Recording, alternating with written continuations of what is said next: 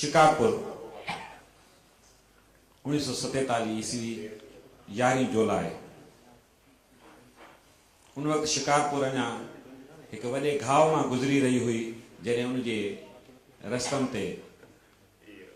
शहीद अला बख्श उमरे जो रत आलो हो। 1947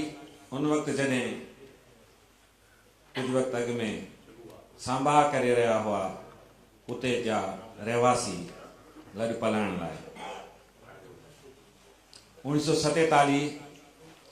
जॾहिं शेख अयाज़ उन ही शिकारपुर में कहानियूं लिखी रहियो हो ऐं फारसी मिलियल सिंधी शायरी करे रहियो हो।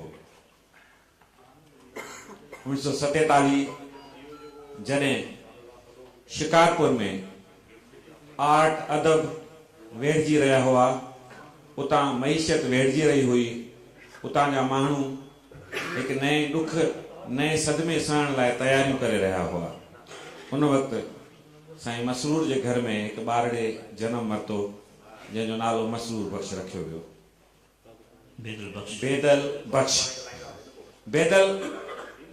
टे नाला ॾाढो सिंध में फैसिनेट कंदा आहिनि असांजे सूफ़ी स्कूल ऑफ थॉट जे माण्हुनि खे। बेदल, बेरंग, बेसजदा,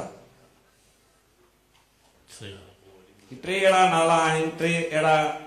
लफ़्ज़ आहिनि जेके सिंध जे सूफ़ी जेको स्कूल ऑफ थॉट है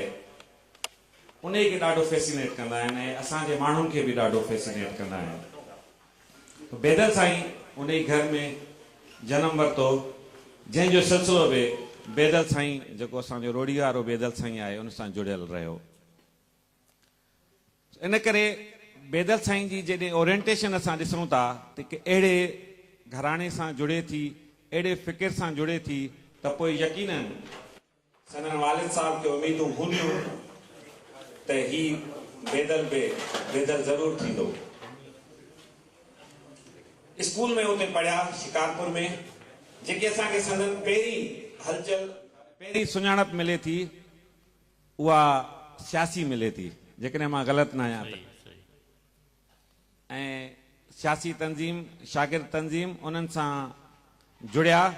ऐं सियासत यकीनन हिकु अहिड़ी हलचल आहे जेके इंसान जी सोच में हलचल पैदा करे थी ऐं उन हलचल जो नतीजो जेकॾहिं को तख़लीक़कार आहे त उन हलचल जो नतीजो यकीनन निकिरे थो। ऐं पोइ असां ॾिठोसीं त साईं जा जेके टे मुख़्तलिफ़ पासा साम्हूं आया जेके हिननि जी हाणे ताईं वारी ज़िंदगी आहे उनमें टे असां उन्हनि टिनि हिसनि में ज़ाहिर टाइम थोरो आहे असां वधीक ॿुधणु चाहींदासूं। टे हिसा साम्हूं अचनि पिया। हिकु अदब जंहिंमें असां बेदल मसरूर साहब खे जॾहिं बेदल मसरूर असां पढ़ंदा हुआसीं त कहाणियूं, शायरी, नॉवलेट, तर्जुमो, ड्रामो इहो असांजे साम्हूं अची वियो। ऐं जेके सिंध जा ॻणिया उन वक़्त खां अॼु ॾींहं ताईं असां वटि इन शोबनि में लिखंदड़ माण्हू आहिनि, इन्हनि सनफ़ुनि में, उन्हनि में संदन शुमार थिए पियो। संदन ॿियो जेको हिकिड़ो पासो जुड़े पियो जेको मां अॻु में ज़िक्र करे आयुमि त उहो हिकिड़ो सियासी पासो, पर उहो उनजो मुख़्तसिर सही, पर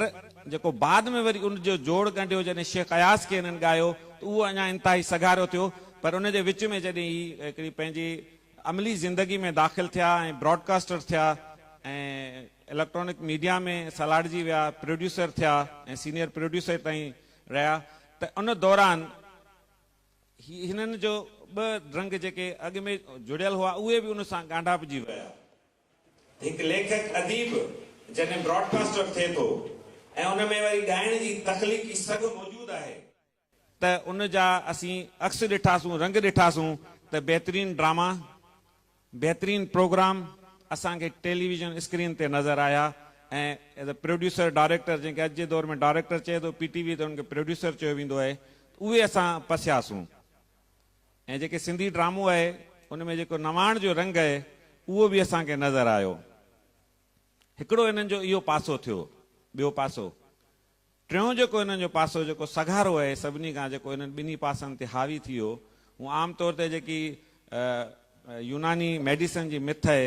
उन में इंसान जी जेको या काइनात मुतलिक़ 4 एलिमेंट्स ॿुधाया वेंदा आहिनि। ज़मीन ॿुधाई वेंदी आहे, पाणी ॿुधायो वेंदो आहे, हवा ॿुधाई वेंदी आहे, बाह ॿुधाई वेंदी आहे। पर मौसीक़ी में बि 4 एलिमेंट के तमामु मुख्य हूंदा आहिनि, जेकॾहिं उहे कंहिं में न आहिनि त उहो शायदि न रागी आहे न कुझु आहे। उनमें शाइरी ज़मीन वारी हैसियत रखंदी आहे, उनमें लय पाणी वारी हैसियत रखंदी आहे जेके लहर लहर करे वेंदी आहे, ऐं उनमें सुर हवा वारी हैसियत रखंदड़ आहे, ऐं उनमें मौसीक़ी बाह वारी हैसियत रखंदड़ आहे जेके माण्हूअ में वजद तारी कंदी आहे। सो ही 4 एलिमेंट जेकॾहिं असां ॻंढियूं था त असांखे बेदल मसरूर यकीनन नज़र अचे थो, ऐं उहे असां अॼु ॾींहं ताईं ॿुधंदा था अचूं त बेदल मसरूर जेकॾहिं इश्क जी शाइरी ॻाए थो तॾहिं बि माण्हूअ जे लिंगनि में उहा ई बाह, उहा ई हवा, उहा ई लय, उहे सुर 4 हू एलिमेंट 4 ही मिलाए करे 8 एलिमेंट जॾहिं गॾिजी था वञनि त हिकिड़ो नओं रंग जुड़े थो जंहिंखे असां बेरंग चवंदा आहियूं। ऐं बेरंग बेदल बेसजदा जॾहिं ही गॾजनि था थी मामिलो असांजे साम्हूं अचे पियो। ऐं उनखां वधीक जेकी ॻाल्हि वरी चूंड आहे जेकी शाइरी जी बेदल साईं जी, जेकी साईं अयाज़ गुल बि इंडिकेट कयो त शेख अयाज़ जो माण्हुनि सां ॻांढापो, उस्ताद बुखारी जो ॻांढापो, उहो त जुड़ियो ई जुड़ियो, पर उनखां सवाइ जेको माण्हुनि जेको शागिर्द जेको हो उनजो मौसीक़ीअ ॾांहुं ॻांढापो जोड़ाइण वारनि में बि साईं जो तमामु वॾो हथु आहे, जो असांखे जा अखियुनि सां विटनेस आहियूं त जॾहिं यूनिवर्सिटी जे हॉस्टल्स में रहंदा हुआसीं ऐं बेदल साईं जी कैसेट्स रिलीज़ थींदियूं त जेको शागिर्द तबिको आहे जेको आमतौर ते मौसीक़ी जेकी सिंधी मौसीक़ी खां परे हो, असांजी इहो में त को शक कोन्हे त नूरजहां जे या इनायत हुसैन भट्टीअ खे तड़ण में जलाल चांडे जो किरदारु हो त असांजी जेको यूनिवर्सिटी जी हॉस्टल में उर्दू गज़ल ॿुधो वेंदो हो घणो, उन खे तड़ण में वरी किरदारु साईं अदा कयो ऐं सिंधी असां हिकिड़ो तेज़ लहजे वारो गज़ल वारे अंदाज़ जेको गीत वारे अंदाज़ में जेको आयो, ऐं सिंधी जेके हॉस्टल्स हुआ सिंधी शागिर्दनि जा उन्हनि जी दरियुनि जी विथियुनि मां, उन्हनि जे दरवाज़नि जी विथियुनि मां उन्हनि जी आउन ऐं दाउन सां गॾु साईं जा बि गीत हलंदे ॿुधासीं। सो साईं बेदल मसरूर हिकु अहिड़ो शख़्स आहे, अहिड़ो फ़नकार आहे, अहिड़ो तख़लीक़कार आहे, जेके मूं सवेर लफ़्ज़ चयो त सिंध में जेके ॻण ॻणिया कुझु माण्हू आहिनि उन्हनि में तमामु अहम हैसियत वालारे थो, ऐं असांखे उमेदु आहे त ईंदड़ वक़्तनि में बि संदन इहो किरदारु अञा वधीक वाखाण जोॻो हूंदो। ऐं मां नथो चाहियां त असां साईं जे जेको जंहिं मक़सद लाइ अॼु आया आहिनि उन लाइ तव्हांजो वधीक टाइम वठां। तव्हां सभिनी जी महिरबानी।